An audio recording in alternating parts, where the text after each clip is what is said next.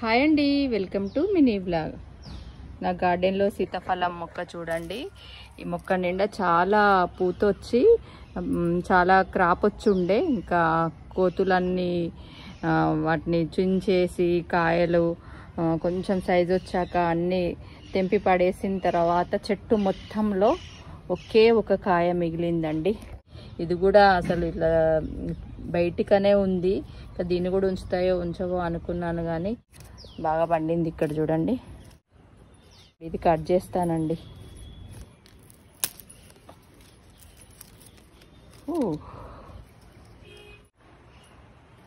ఇది చాలా మొండి ఫ్రూట్ అనుకోవాలి. ఇంకా అన్ని పోయినాక మిగిలిన ఒకే ఒక్క పండండి.